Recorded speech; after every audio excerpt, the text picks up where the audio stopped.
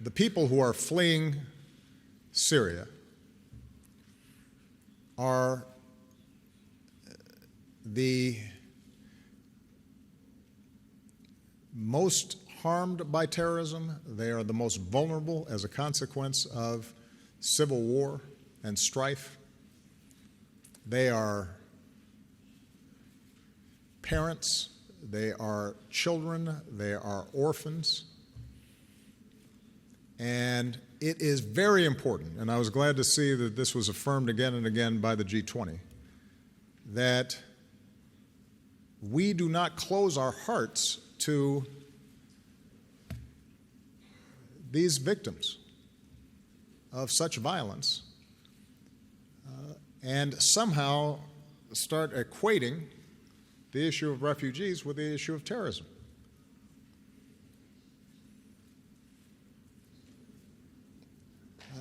In Europe, I think people like Chancellor Merkel have taken a very courageous stance in saying it is our moral obligation as fellow human beings to help people who are in such vulnerable situations.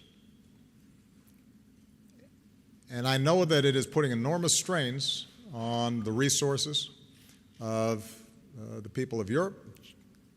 Nobody's been carrying a bigger burden than the people here in Turkey, with 2.5 million refugees, and the people of Jordan and Lebanon, who are also admitting refugees. The fact that they've kept their borders open to these refugees is a signal of their belief in a common humanity. And so we have to, each of us, do our part, and the United States has to step up and do its part. And when I hear folks say that, well, maybe we should just admit the Christians but not the Muslims. When I hear political leaders suggesting that there would be a religious test for which person who's fleeing from a war-torn country is admitted, when some of those folks themselves come from families who benefited from protection when they were fleeing political persecution? That's shameful. That's not American. It's not who we are. We don't have religious tests to our compassion. When Pope Francis came to visit the United States and gave a speech before Congress, he didn't just speak about Christians who were being persecuted. He didn't call on Catholic parishes just to admit those who were of the same religious faith. He said, protect people who were vulnerable.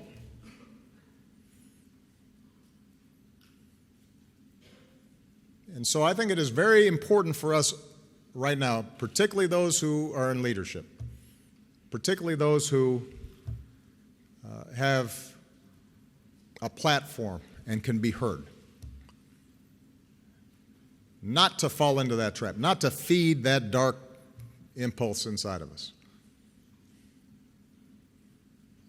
I had a lot of disagreements with George W. Bush on policy, but I was very proud after 9/11 when he was adamant and clear about the fact that this is not a war on Islam.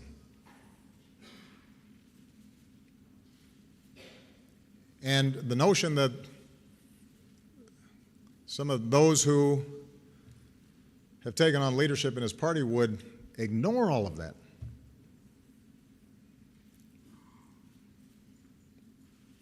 That's not who we are. On this, they should follow his example. It was the right one. It was the right impulse. It's our better impulse. And whether you are European or American, the values that we are defending, the values that we're fighting against ISIL for, are precisely that we don't discriminate against people because of their faith. We don't kill people because they're different than us. That's what separates us from them.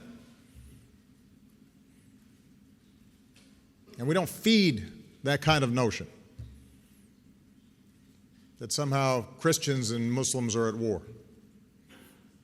And if we want to be successful defeating ISIL, that's a good place to start, by not promoting that kind of ideology, that kind of attitude.